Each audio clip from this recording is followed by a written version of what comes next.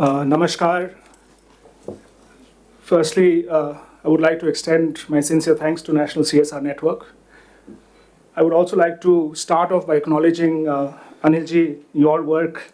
A lot of my CSR and sustainability knowledge is thanks to the Mint, because the beautiful way in which Mint really captures very complex phenomena, reportage, that has helped me a great deal. So thank you so much to you and your team. Also, I would like to thank the organizers for putting me as part of this very illustrious panel where all these men have done fantastic work.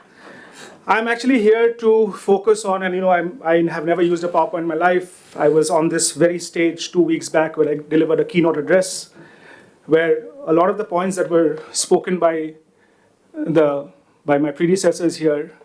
But I think I'm here to talk about not 3 alphabets, ESG or CSR, but about 2 alphabets.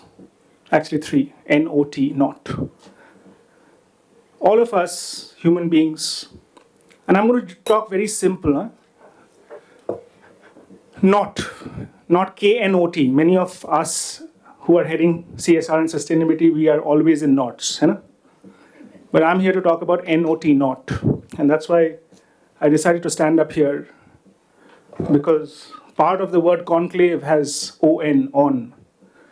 So you might be sitting here, but if your brain is not on, if your intent is not on, if your passion is not on, the country is not on.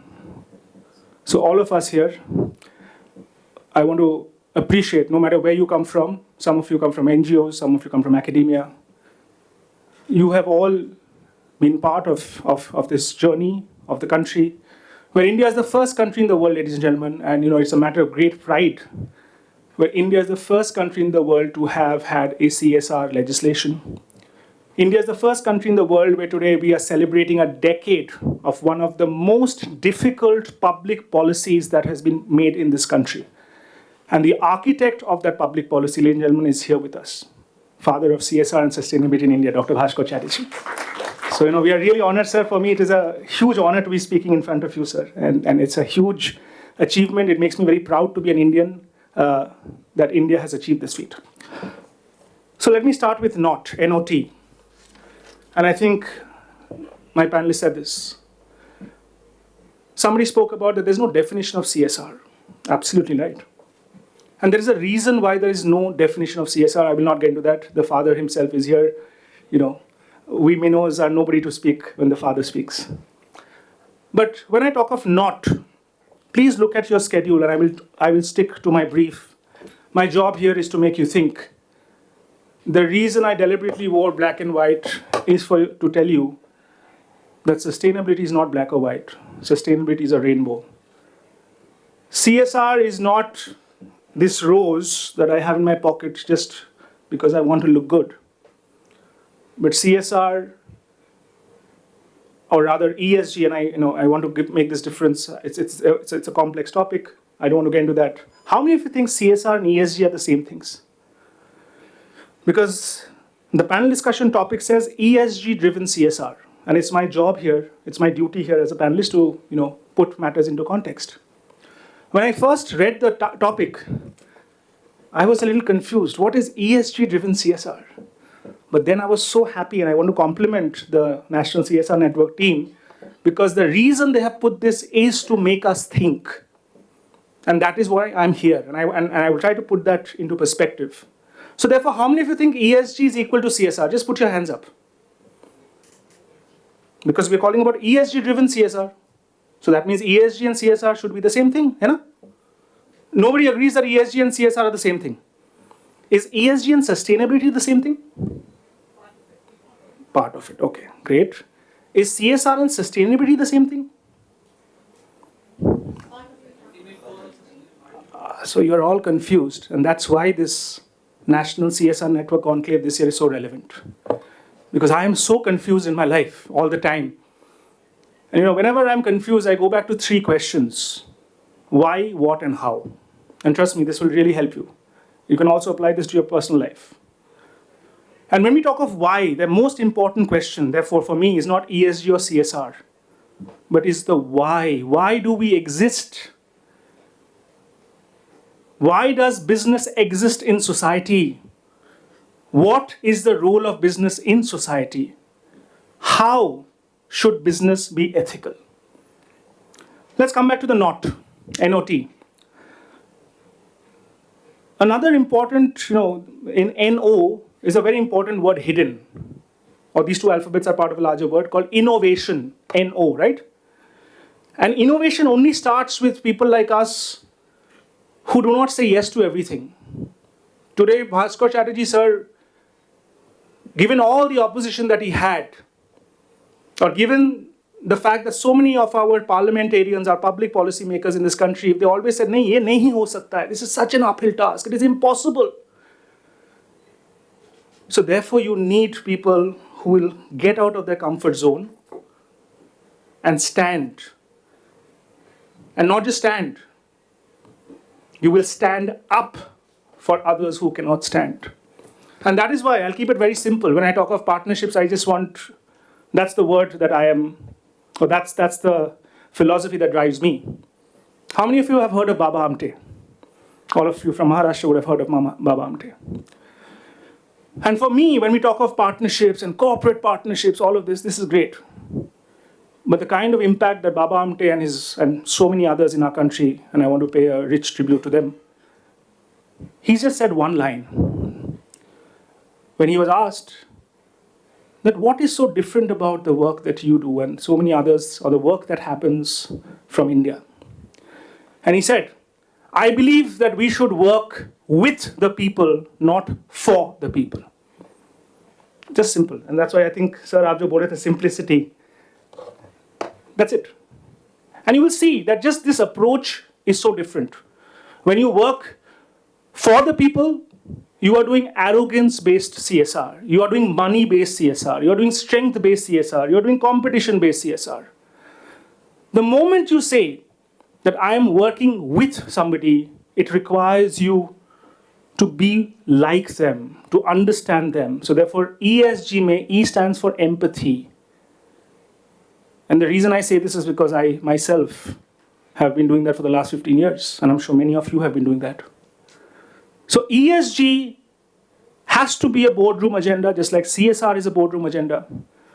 But it cannot only be a boardroom agenda. It also has to be one where your leadership team understands, because the world looks very different from down there and up there. Coming back to the panel discussion topic, and I will stick to that. I just, some of you have been my students, some of you I've worked with. It's lovely to see. Some of them have been my gurus, and Dr. Chatterjee is one of them.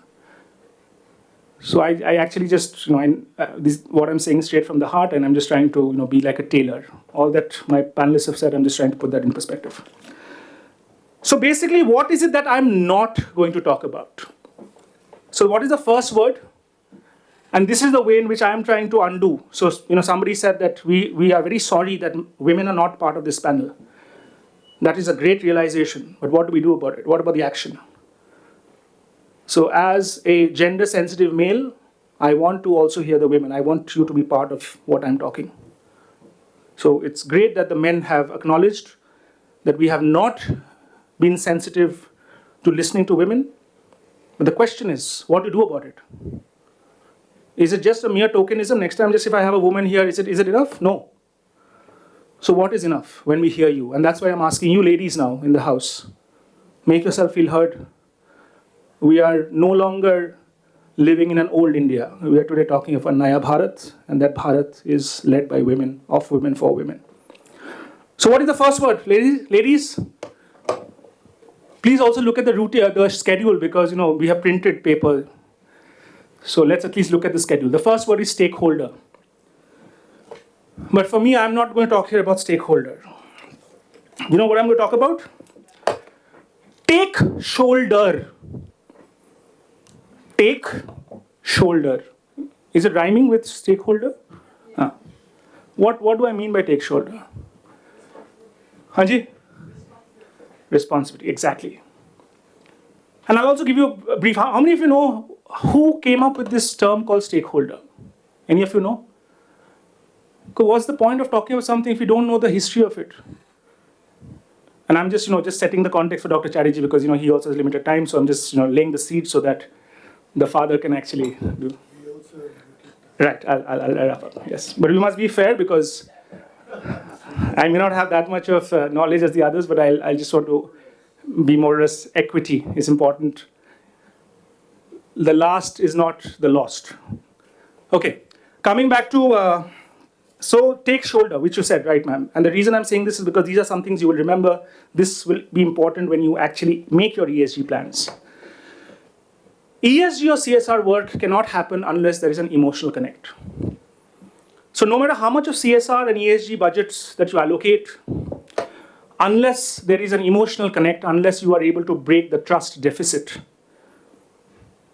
and we're talking of partnerships, and I'll give you an example because I spent time on the field. One of the companies, and again, what Shastri Saab said, it was actually somebody from your ministry, sir. I went to inaugurate it. When the whole Swachh Bharat Abhiyan and toilet making was in vogue, everybody wanted to make better toilets. And everybody said, we want to make better commodes or give better commodes. So one PSU, believe it or not, actually gave silver-plated commodes in one of the most rural areas. And you know what happened to that. So I don't want to even get into that. Okay. The second, what I want to talk about is not collaboration, but co-creation. When we talk of collaboration and partnership, it's all very good to say in your ESG policy, we collaborate. Question is, what are the terms of that partnership? Do you partner as equals? No, you don't. Corporates do not see NGOs as their equals. We still think of them as they are our donee and we are the donor. So unless we develop this sense of equal footing, where we treat NGOs, and I know for a fact that when NGOs submit utilization certificate, corporates still ask them, you have submitted a bill for 100 rupees dosa. Dosa is available for 10 rupees. But if the same corporate guy were to go to a 5-star, would he be asked that question? No.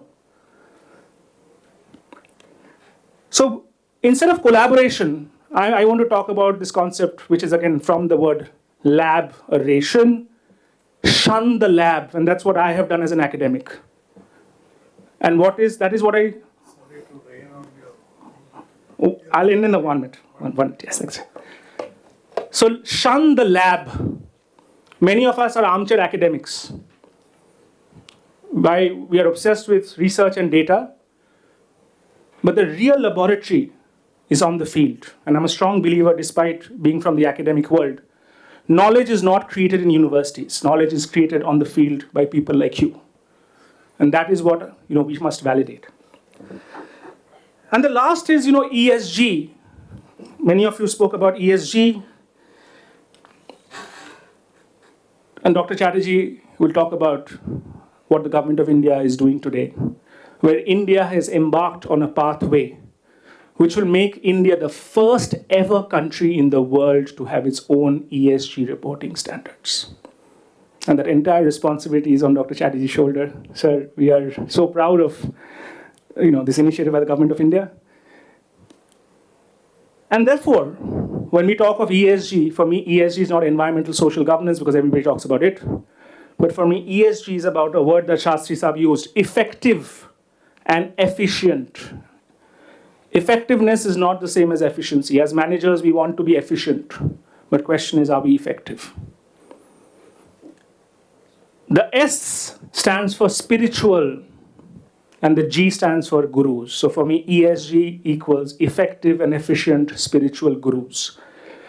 I want to say this very strongly. I believe in this very strongly. We have been lectured enough by the global north and the west. What should be India's sustainability targets? India is already, by the way, as part of the G20, we are doing far, far better. In fact, we have overcrossed all our climate action targets. So this is the time for India. This is the time for Bharat as the Vishwa Guru. And like you said, sir, culture and values, that is our core competence. That is our competitive advantage. And therefore, for me, when we teach about CSR and ESG, there are 3 spiritual gurus for me. Swami Vivekanand. If you really look at the CSR and the ESG, and I'll end, sir, 10 seconds. this is important to pay homage to our heroes. I think we give a lot of undue importance to all the Carols and Kramers and Porters. We have our own Bhaskar Chatterjees and so many of them. So J.R.D. Tata, second spiritual guru. And he spoke about all that we're talking about just in one line. What comes from the people must go back to the people several times over.